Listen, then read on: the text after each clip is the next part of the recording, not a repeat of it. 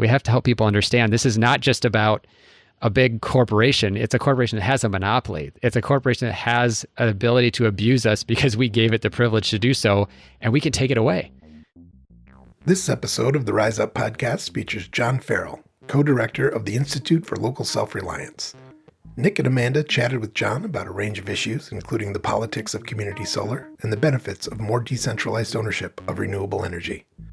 Before we get to the interview, I wanted to take a minute to ask you to support the MREA's Rise Up Scholarship Campaign and help us offer a meaningful work opportunity to a bright and talented person. Read about the program, learn about our inspiring partners, and make a donation at midwestrenew.org/riseupgiving. Together, we can help create a more inclusive solar workforce and power a just energy transition. John, welcome. Thanks for joining us today. So you work for the Institute for Local Self-Reliance, which has been working since 1974 to build local power and fight corporate control of our livelihoods. And I wanted to get your reaction to the Democratic governor of Maine, Janet Mills, vetoing a bill that made it to her desk that would have authorized the takeover of Maine's two largest investor-owned utilities and replaced them with a consumer-owned utility operated by an elected board. Have you followed that? Do you have thoughts on that? I'm so glad you asked me about Maine. I actually just interviewed Seth Berry for an ILSR podcast. He's one of the lead representatives in Maine who was behind the legislation to create that public entity, that consumer-owned utility. The Pine Tree Power Company is what it would have been called. And the good news is that effort's not dead. They can still go to the ballot and get around the governor's veto.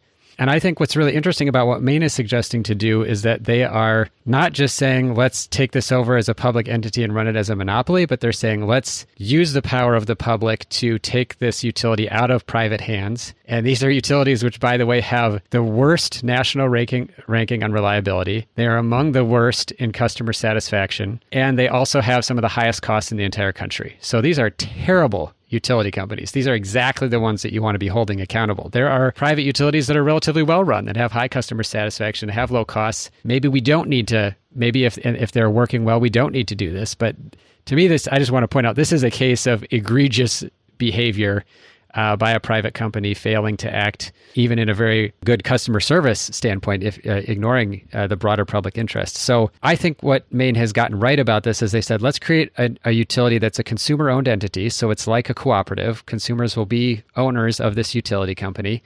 It will be run by a nonprofit. So it's not going to be run by the government. It's going to be controlled by the government. It's going to be created by the government, but run by an independent nonprofit organization that will be represented by consumers.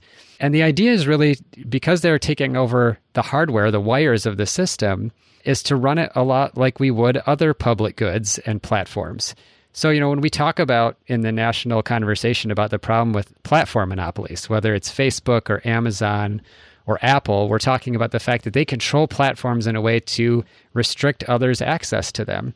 And what we have right now in the electricity system is this burgeoning availability of localized technology we can use to address climate and to lower costs. Smart thermostats, smart plugs that we can use for devices, rooftop solar, batteries, electric vehicles, and all of these things can be aggregated and networked together to meet the needs of a 21st century electricity system and do it in a low carbon and low cost way. And the problem is that the utilities, with their very old ways of thinking about how the electric system works, have often opposed this. And so what Maine is saying is, let's create a utility that actually opens the platform, that says, we're not just going to take over and have the public control this, but manage it in the same way. We're going to actually manage the grid completely differently. And we're going to look for those entrepreneurial ways that we can address system needs. So, for example, if you think about Texas and the problems that they had this winter during the freeze down there, there's a lot of different ways that a publicly owned entity could help address that problem. So you could go to third parties and you could contract for power from clean energy and from fossil fuels, but you can make sure that they've insulated their pipes, for example, so that they're going to be able to offer power in the winter if that kind of thing happens. And it being Maine, I'd expect that was already on the table, but you're ready to address that. maybe you're ready to provide additional supply in times of drought. Climate change is changing how a lot of different places around the country are operating. Maine has a lot of hydropower that they rely on, but if there's an extended drought, then their electricity system is going to need more power supply. And so investing in things that would be more resilient and available during that time. And then allowing all of these kinds of competitive services to address, those times of peak demand when it is, really hot in the summer, or maybe it's really cold. You've got a lot of folks using electric heating in the winter. What is it that makes your system more resilient? Well, you go out to the market and you say, here are the things that we need, not just how do we build it for ourselves and how do we tally up a big profit for our shareholders. So I think Maine has really identified a very forward-thinking approach that not only addresses a really horrible consumer-facing utility, private utility that's performed poorly, but offering a solution that really embraces all of the possibilities of a 21st century electricity system. You brought up a couple of things that this made me think about here with the Maine example. One, the wildfire examples and the heat domes in the Pacific Northwest, about how these are impacting our utilities and energy use. And I guess part one is, how do you perceive that these type of events are impacting the public perception of their utilities and the relationship with them? And then specifically as it relates to clean energy, because I think there's a little bit of information going on two different directions there. And then the second piece, I think, which you touched on as well, is it can be easy to be pessimistic about moving away from these monopoly utilities because they do have such strong political influence. So what are some of the ways that you've seen folks and groups counteract that and try to circumvent and get good policies and programs in place despite that political influence? I think what many utilities don't realize is that climate change is going to force a reckoning about how customers perceive them, because it's easy to be reliable when, I shouldn't say it's easy. It is easier to be reliable and to meet your customers' needs in a climate, weather and climate circumstance that has minimal fluctuations, that hasn't been forced by warming to either be drier or wetter or hotter or colder than you're used to dealing with. We'll touch on Texas here for just a second. They had a freeze like this a decade ago, and there were plenty of recommendations went out that they should change how they do business, that they should insulate things. So there were some very basic things that those utilities could have done, and they chose instead to pocket the money and to ignore the suggestions. And so they absolutely deserve to be raked over the coals in every possible way, whether that's consumers being able to choose different providers, whether it's the regulators assessing enormous fines, or whether it's those utilities should be put into public hands, at least in receivership in public hands, and then transformed in some other way. But I think, and this gets to your second question a little bit about how do we push back, we have to start by helping people acknowledge what the problem is and helping explain it to them, that the problem really is that the ownership of the system in this monopoly structure and the lack of really strong accountability and public oversight has created some really lazy thinking among utilities. So they may not be preparing for the worst that's going to come and preparing their customers, or preparing to protect their customers from the worst of what's going to come, because they expect their shareholders to be protected from the impacts of that. And so they don't need to prepare for it. If PG&E knew that eventually they would be held liable for the wildfires caused by underinvestment in maintenance near their transmission lines in these wildfire-prone areas, they probably would have made different choices. But all the evidence was to the contrary, that they were going to be able to do whatever they wanted to in terms of cutting maintenance budgets and just to give shareholders bigger dividends. And the second problem there is just one of public perception, realizing this utility actually has no competitor. They are, generally speaking, the largest donor to legislative races in my state. They have a big say, and sometimes former utility executives are on the regulatory commission that is supposed to be overseeing them.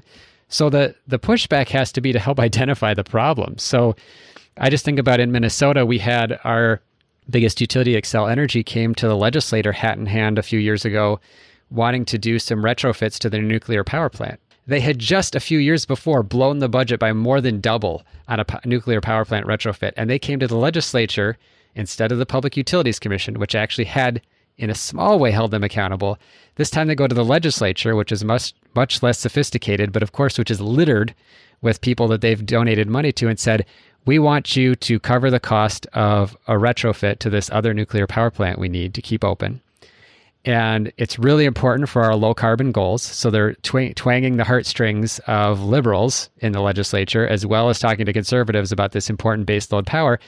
And it was essentially an ask for a blank check.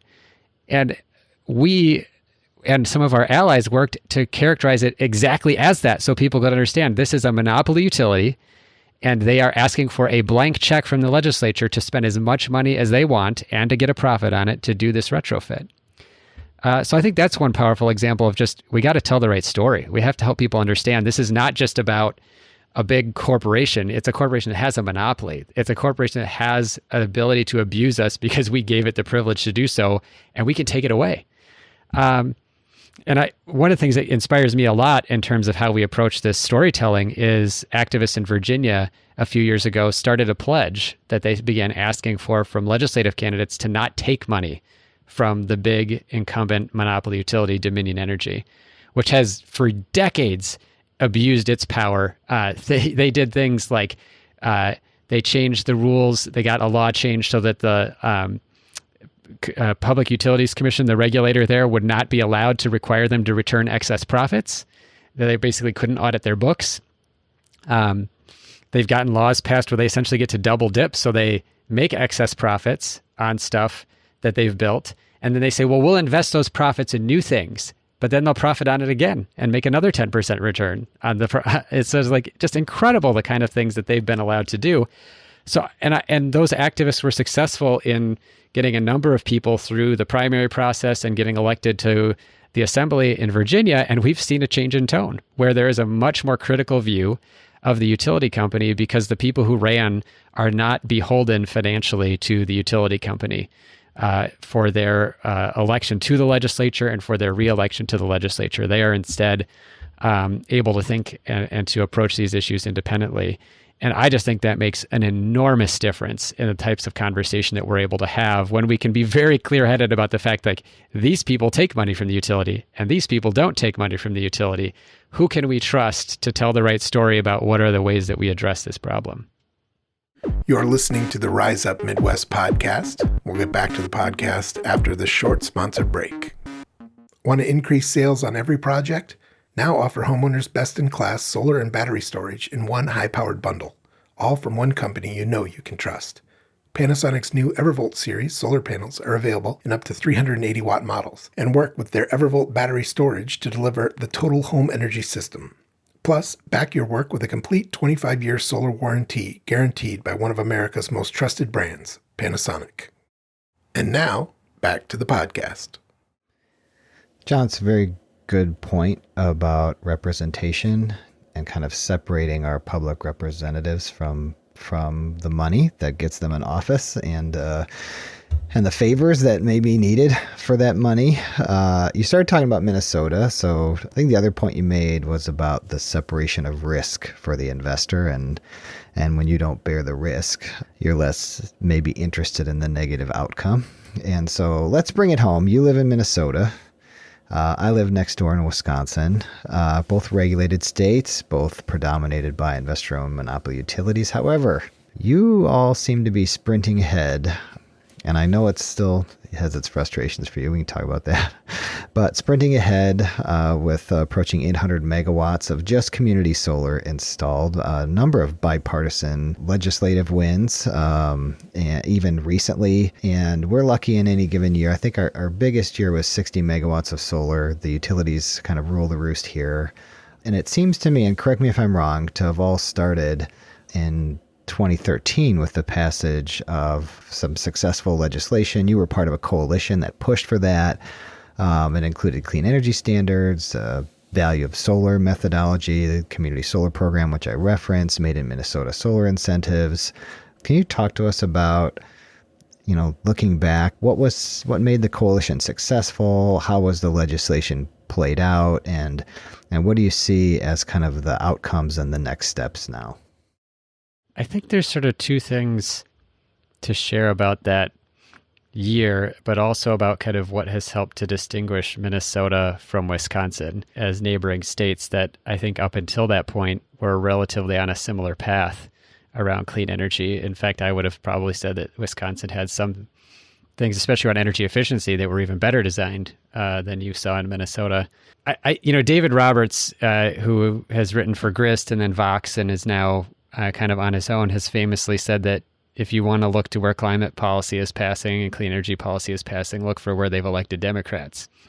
And it is true that in Minnesota in 2013, Democrats had a trifecta of controlling the governor's mansion and both branches of the legislature, and that we were able to pass all that legislation in large part because, there might have been a couple of Republicans that voted for it, but it was really a negotiation among Democrats about what are the policies that we're willing to push for and what is the scope and range and whatever that feels appropriate. I think it's worth saying that, the solar ambitions that we had going into that session were for 10% solar by 2030, and we ended up with a bill for 1.5% solar by 2020. And I really am grateful to the members of the legislature who illustrated that getting something on an earlier deadline is far more important, and all the utilities that were required to meet that mandate did so even earlier than by 2020 after we passed that legislation. Because they saw the opportunity by being forced into it. They tested the waters, tested the economics, and then have learned since that, in fact, solar is very economic and it's worth investing in. And you see that now, like Xcel Energy is proposing a replacement to their coal plant in Becker, Minnesota with like a 450 megawatt solar investment. So very significant. And of course, they're going to profit handsomely from that. It's part of their business model. So it all makes sense for them.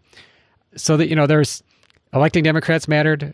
Setting mandates, even if they were small, and doing them early, I think was important. Also, structuring incentives specifically at distributed solar has been helpful, and there's been some decent development on that side, whether it was to incentivize local manufacturing or even just to say, let's help small institutions and individuals put solar on rooftops. And then, of course, the community solar legislation, which you mentioned, has led to 800 megawatts of solar. It just sort of snuck through, to be honest. Like, I don't think Xcel and the other utilities are mostly focused on the mandate, and community solar kind of got in under the radar. It only applied to Xcel Energy, and I think they thought that it would be like the program in Colorado that had been relatively small, and then it exploded.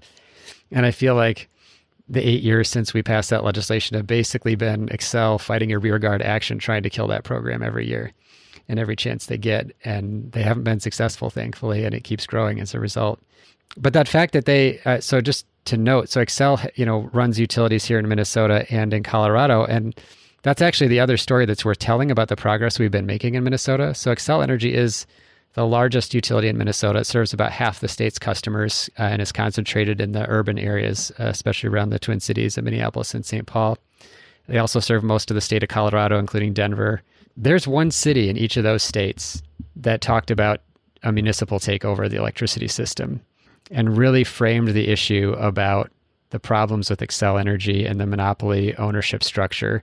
Boulder set on a path for municipalization in 2011, and it went for 10 years before they eventually they haven't ended it, but they have agreed to some settlement talks with Xcel about some really substantive commitments, such as reaching 100% renewable electricity by 2030 for the city of Boulder.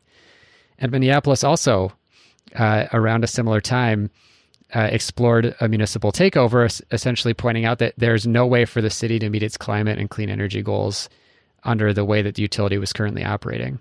So I don't think it's a surprise that Minnesota has actually really benefited from that, in the sense that Xcel Energy has become one of the leading investor-owned utilities at making both a substantive low carbon commitment, but actually really putting dollars into clean energy investments.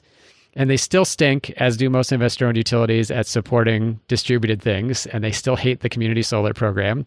And I challenge you to find any of them who would say otherwise in a private conversation. But I think that those local efforts to really call the question about monopoly control of the system and the problems caused the legislatures to look more closely at pushing forward with clean energy. And we haven't seen the same kind of thing in Wisconsin. And I think that is in part because we haven't seen the same groundswell. And to be fair, your legislature and its legendary gerrymandering have made it really hard for progressive cities in Wisconsin to do anything that wouldn't be preempted by the legislature. So they also have an uphill slog there, whereas there's always been at least one body of government in Minnesota that Democrats have controlled that's willing to stand up for the right of cities to advance clean energy agenda on behalf of its citizens and in terms of its own interests. So I don't mean to dismiss that, if only Madison and Milwaukee had done this, they would have gotten something different, but to also acknowledge that it's been a very tough environment to do that in Wisconsin as compared to Minnesota. Kind of keeping on the topic of Minnesota and policy there, your colleague Maria McCoy penned an article for us in our Rise Up publication that came out December last year, talking specifically about that community solar legislation. And I quote, it says, 19 states and the District of Columbia have passed community solar policy, but Minnesota's program dwarfs all the others. Given that it came out in 2014, what are things that you would change or improve upon the program if you could right now with a little bit of a magic wand? What's the perfect community solar program? Ooh, that's good. Really good question. Let me warm up my brain by just saying the thing that really distinguishes Minnesota's program that is so important, of course, is that it doesn't have a cap, and that every other community solar program in the country, generally speaking, either has a cap on the annual amount of megawatts you can add or the total amount of megawatts. And so one reason Minnesota is leading is because there's no break other than what developers are willing to bring to the market. One thing that we've seen in subsequent community solar program design that Minnesota doesn't have is a really singular and important focus on low-income access. Like a lot of other technologies, solar has been one that the primary or the initial adopters were, skewed to be wealthy and white. It was expensive a decade ago to go solar, and of course that makes a lot of sense. It's also those initial investments that have helped bring the cost down for everybody, that have made solar less expensive. So I don't think it's a problem that it happened that way per se, other than, of course, the racialized and economic discriminatory history of the United States writ large that leads it to be, white people generally that are wealthier and have had access. But I do, if I could wave a magic wand, I would like to see Minnesota's program reflect more of the policy ideas in newer programs, whether that's Maryland or Oregon or New Mexico, where there are specific provisions to support low-income access to community solar, whether that's credit enhancement to make sure that we don't have to look at credit scores, interesting ways to create partnerships between institutions like churches that could backstop investments for low-income folks, subsidy payments to make sure that low-income folks have access, arrangements with the state's energy assistance program to just automatically enroll people in energy assistance into community solar projects to help reduce their bills and also to reduce the amount of money that we're literally sending to utilities to pay the bills of people that probably should be getting help anyway, especially in the pandemic times when we understand how important it is to have access to electricity. So I think there are a lot of ways that we could improve the program for low-income access. But other than that, I think Minnesota's, as seen in its success, it really is a well-designed program. As you may or may not know, a conservative Republican in Wisconsin has introduced a bill that's still circulating for co-sponsorship around community solar. There isn't a cap. There's a time frame, 10 years, a 5 megawatt cap per garden. The Public Service Commission would have to lay out the rules, and there is a provision in there about 2/3 a majority vote in local jurisdictions to approve any kind of changes to land use planning required, which I kind of like because it forces the developers to play well with the local communities. The thing is that the utilities have really been working the unions, and the We Energies has always had their inside linemen's union line up antis against solar, but now they've expanded to other unions, and the unions have been promised by the utility that if the utility would own everything, then the unions would get the contracts. But outside of the utility ownership, then it'd be all out of state labor. And some of the unions have even come out against this legislation, specifically saying that they think that the utilities should build all the future solar infrastructure, and we shouldn't really have this competitive market for community solar. And so I guess I want to get your response to some of the political alignment there and what you're maybe seeing across the country. But I really want also for you to just lay out what have been the benefits to the Minnesota Community Solar Garden program, and specifically for business development and consumers in XL territory. That really is the key to it. And it's something that, of course, is a raging debate as the utility as Xcel Energy has been interested in trying to tamp down the community solar program. But in an analysis that we did looking at the value of solar, so this calculation that Minnesota utilities are required to do based on a statute we passed in 2013, we know that the community solar program has writ large saved Minnesota customers, all customers, whether they're participating and have a subscription in community solar or not, that it's helped reduce their bills, because the amount that the utilities paid to compensate subscribers of community solar is less than the value of that solar energy to the grid. I'll just say there's lots of wonky people who are examining that question of value and cost and whatnot, and those calculations can change over time. But what we know so far is that of the hundreds of megawatts that are already on the grid, they're a good deal for everybody. And especially for the 13,000 individuals and small businesses that have been able to subscribe to community solar and to substantially cut their bills in a way that directly supports economic development in their area. I mean, we have a geographic limitation on our community solar programs that the community solar project has to be located in the same county or an adjacent county to the subscriber. And so the Twin Cities metropolitan area is seeing a huge development of community solar in this area and supporting a lot of really great solar businesses as a result of that. Many of them homegrown solar businesses that started off doing stuff on rooftops and slogged in the trenches for decades as they were, a handful at a time. And then when this program came about, we're really able to grow. There have been some great features in Minnesota business publications about like innovative power solutions, for example, and Ralph Jacobson and his efforts to grow that business for many, many years and its success since we've had the community solar program. So I think that's really the story that's worth telling. And in some ways, it actually is a kind of a counterpoint to this question about unions, because there are really two pieces of building a healthy economy. One of them is that we have a diverse range of business and a diverse range of size and ownership of businesses in the economy, so that no one business has too much market power, both in the economic sphere or too much political power. And so when we look at the utility sector right now, the problem that we have is we have a utility, we have one business with lots of political power. And so while I totally support and understand and agree that we should have unionized utilities so that the people who work for utilities are able to guarantee good wages, benefits, and working conditions, it's also really important that in the utility sector that we break up the dominance of the incumbent players, probably even more so, because the problem is that they have their thumb on the scales of our politics in a way that if there were many and diverse businesses, we wouldn't. And it's already changed the dynamic in Minnesota, where you have legislators from communities that might not otherwise be like super pro-climate or super pro-clean energy policy, but they've got solar businesses in that community and entrepreneurs and business owners who come to them and say, I can't have you vote for this legislation. You will kill my business. And I employ 25 or 30 or 50 people that these are your neighbors and your friends.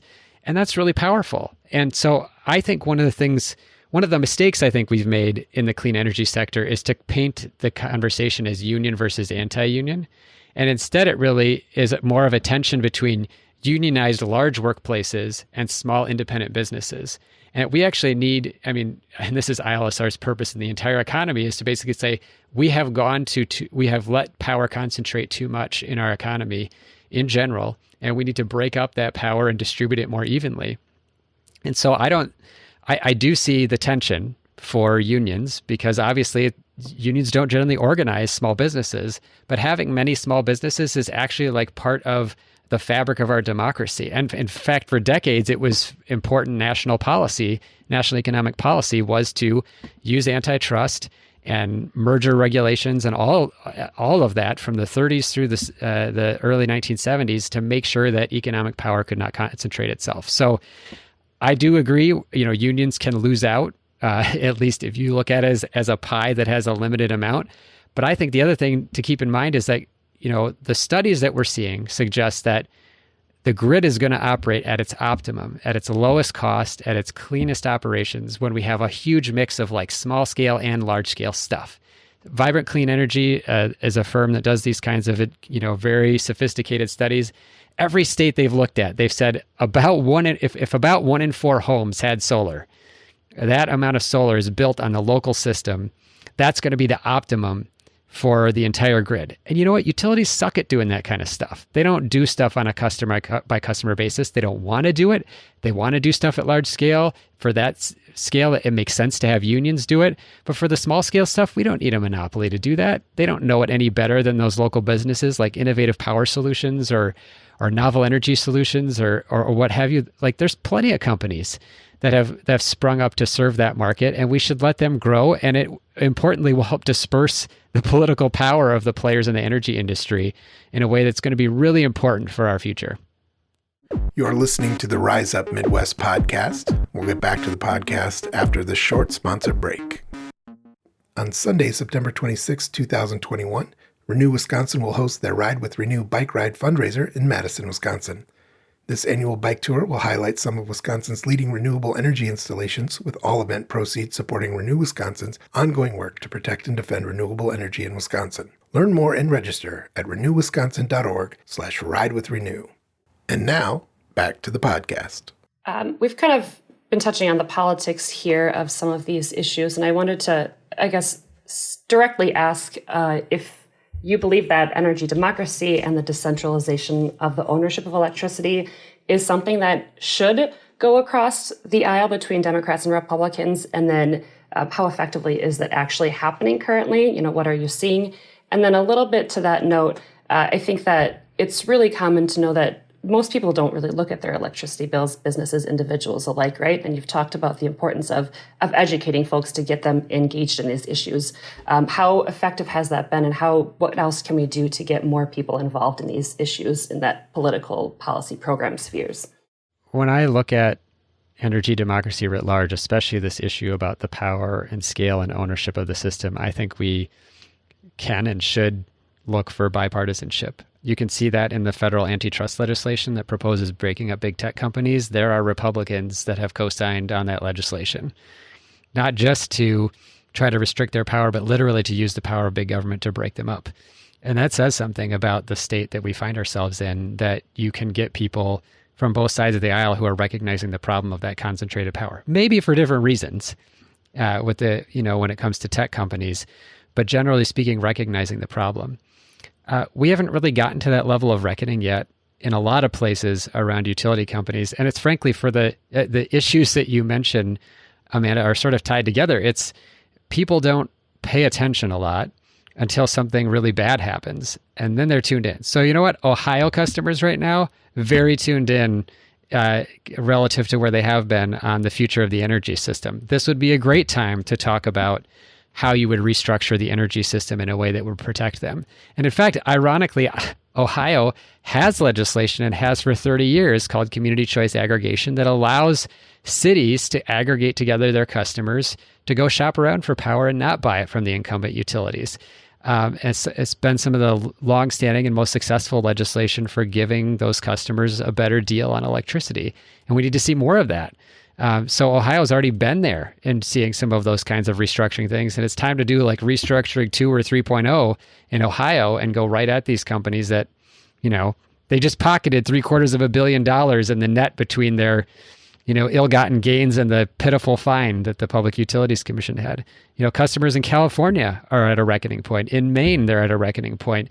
In a lot of Southeast states, after the collapse of the VC Summer nuclear plant construction, under the weight of corruption and hidden fees and all sorts of things. So I think the country's really ripe to have this conversation. The hardest places to have it are the places where we're actually doing the best. Minnesota, hard place to bring this up. Like Xcel Energy's made these really bold commitments. We're moving the ball on clean energy. There's a community solar program.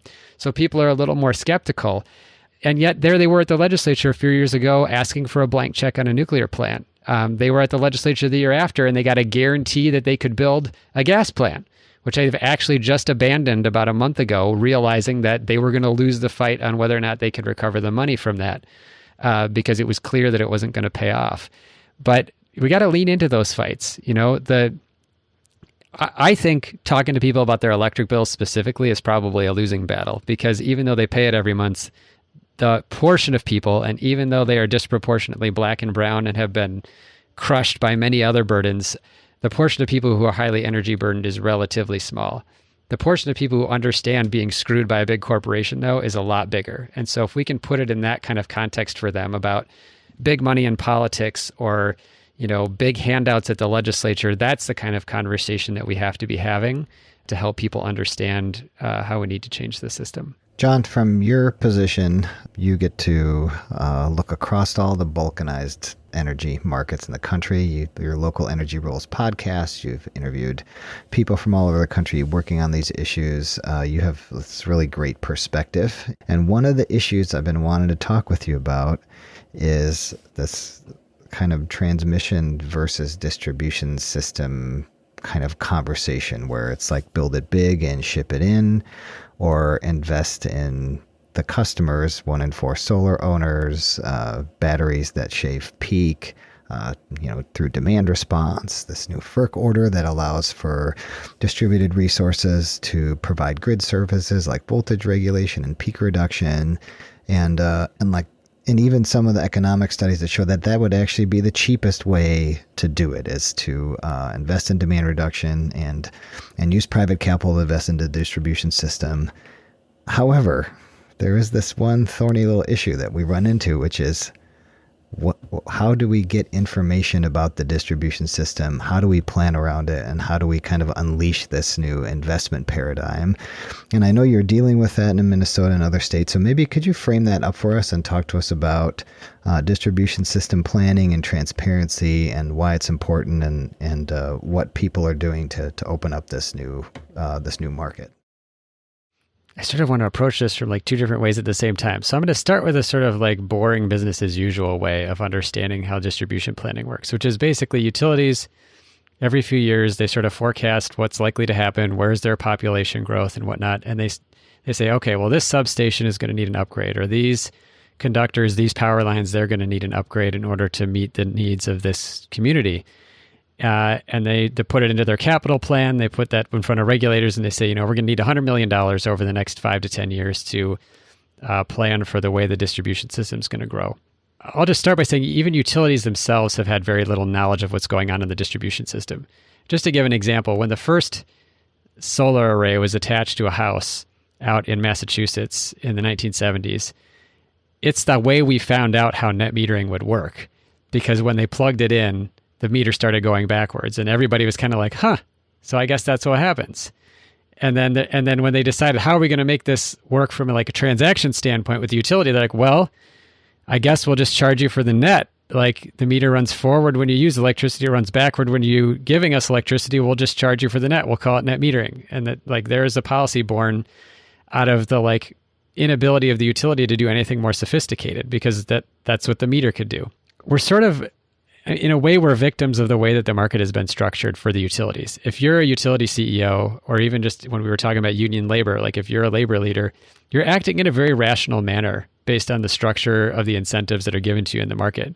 For the utility right now, they make money when they build infrastructure. So making the case for building infrastructure, building new poles, wires, substations, whatever, is a great investment. It's a great payback for you.